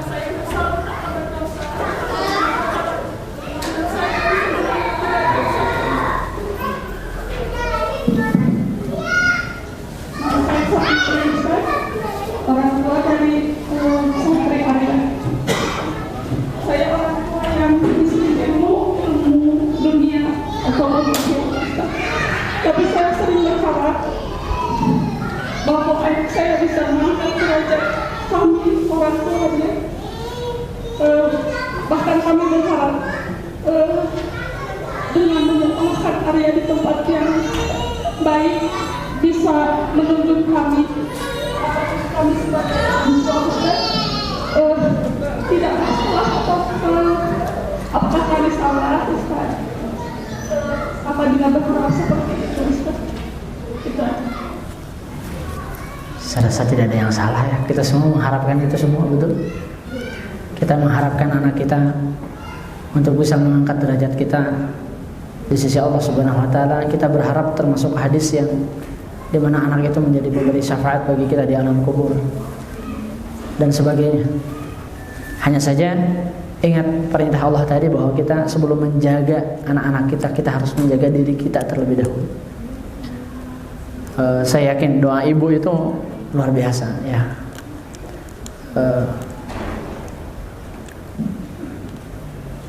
Bisa memberikan hal-hal yang tidak masuk akal menjadi masuk akal, bisa merubah sesuatu yang rasanya tidak mungkin menjadi mungkin. Bukankah kita ingat kisah Imam Bukhari yang dilahirkan dalam keadaan buta matanya, tapi ibunya senantiasa berdoa di sepertiga malam terakhir agar Allah memberikan, ya Allah, a'ti nuran, berikanlah cahaya. Cahaya di mana? Fi ainaihi, di matanya Muhammad. Ibunya tidak berdoa, ya Allah, saya ingin Muhammad, nama aslinya Imam Bukhari, bisa melihat. Tidak, tapi doanya, ya Allah, berikan cahaya pada kedua matanya. Maka di suatu hari Bukhari melihat cahaya.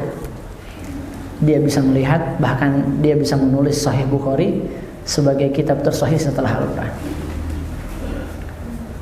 Yang bisa kita petik di situ bahwa jangan pernah berhenti berharap. Sebejat-bejatnya kita sebagai orang tua, seburuk-buruknya kita sebagai orang tua, selalai-lalainya kita sebagai orang tua. Lihat di surat Al-Ahqaf. Bunda yang bertanya, surat apa? Al-Ahqaf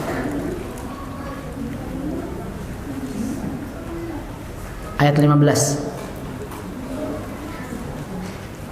Ini doa yang wajib diucapkan bagi orang-orang yang sudah mencapai usia 40 tahun. Meskipun yang belum 40 boleh mengucapkannya.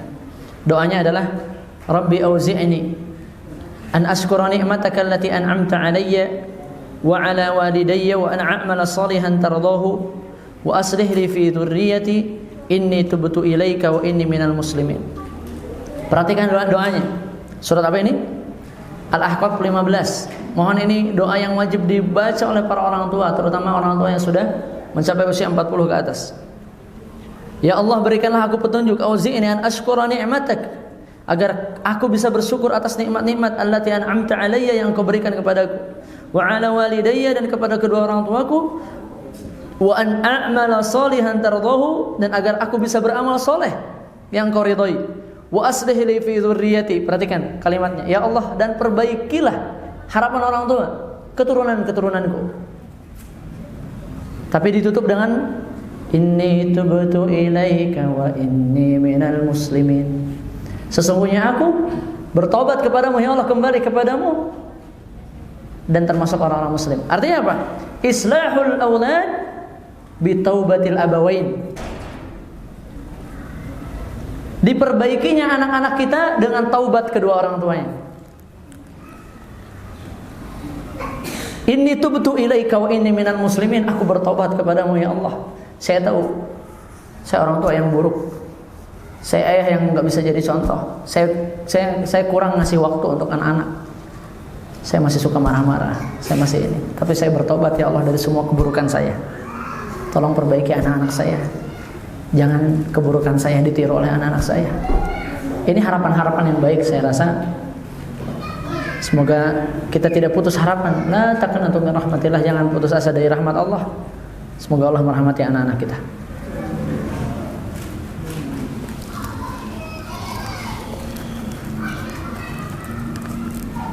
Ustaz, silakan Bunda. Ada lagi?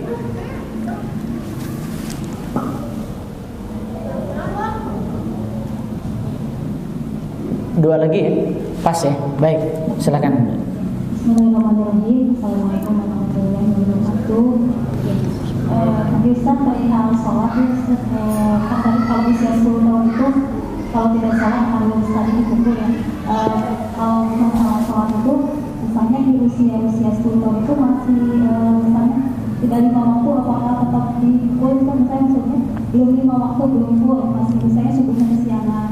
Nah, kalau dalam ini konsepnya apakah seperti apakah yang tidak sholat itu apakah tidak sholat seluruhnya atau memang salah satunya gitu yang tadi yang disampaikan harus dipukul itu sebaiknya. Mohon penjelasannya Ustaz, syukur. Nah. Baik, dipukul di usia 10 tahun. Pertama, sekali lagi ini adalah konsep pendidikan yang terakhir, yaitu iqab, metode yang kita jelaskan ya kemarin.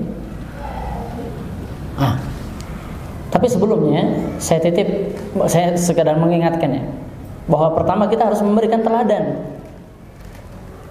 Di mana doa kita, Rabbi ja'alni muqimas sholati wa min dzurriyyati rabbana wa taqabbal du'a, ya Allah jadikan saya orang-orang yang mendirikan salat. Doanya sudah kita catat kemarin ya.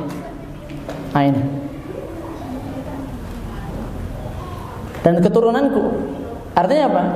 Sebelum sampai ke pukulan, jadi jangan membaca hadis itu, oh ternyata harus dipukul ya. Tolong ngaca dulu. Bapak sudah sering sholat belum di depan anak? Harus teladan dulu.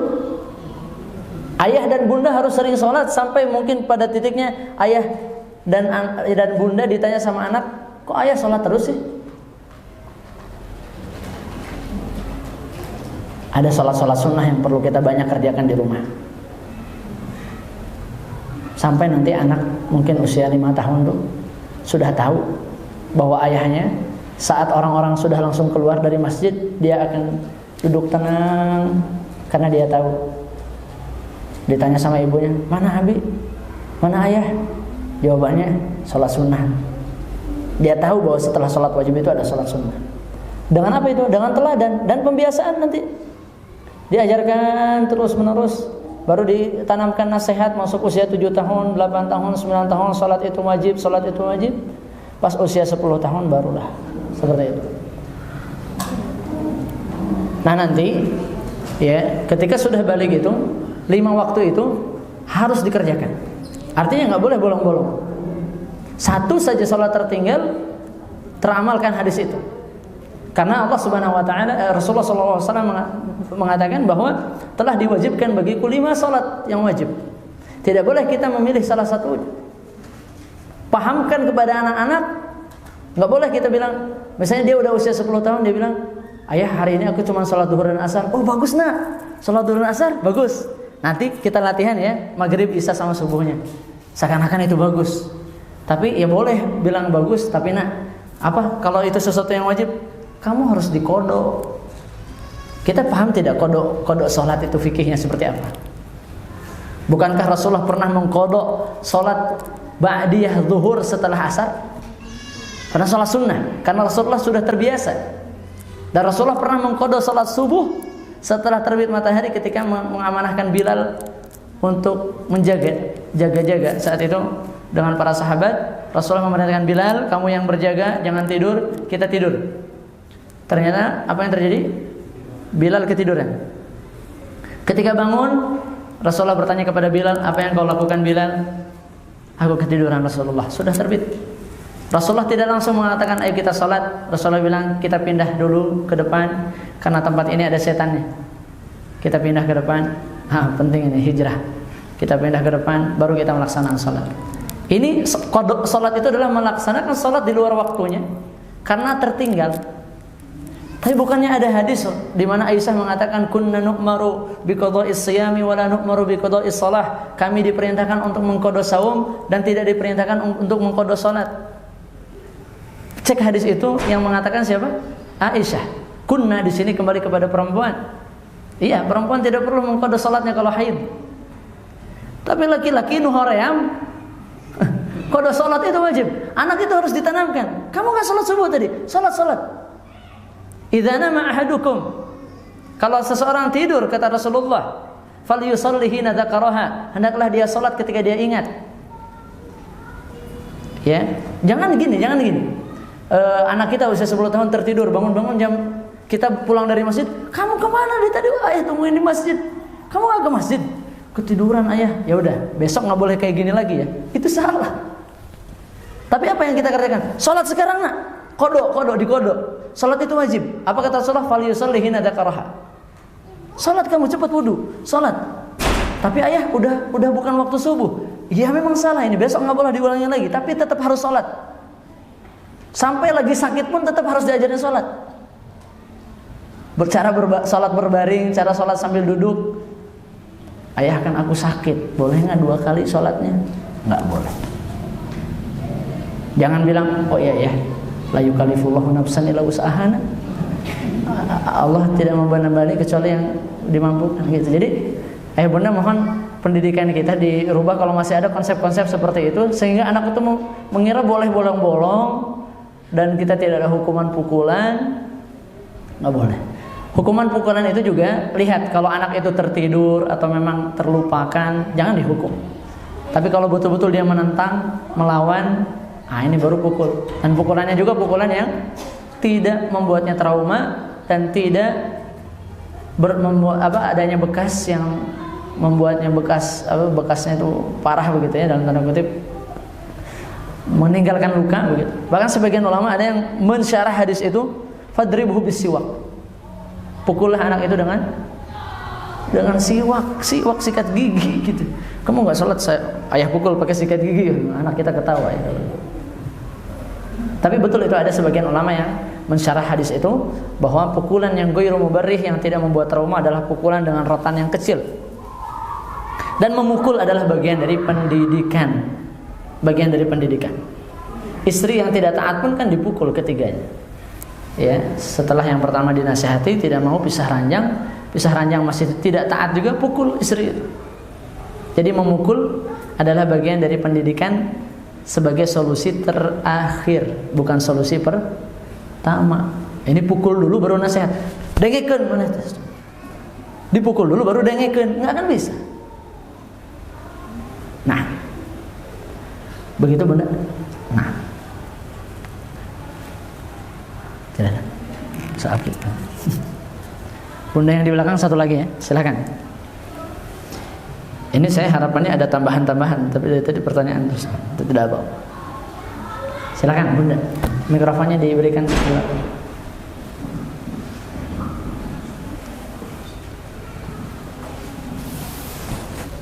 Oh ini masih ada 2 lagi ya? Berarti barangkali ayah ada yang berkenan untuk, barangkali ada yang mau menambahkan.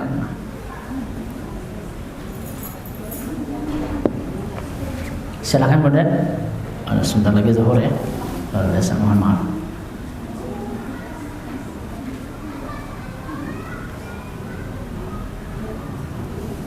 Atau setelah ini kita tutup, Ustaz Apri bagaimana? Sudah aja.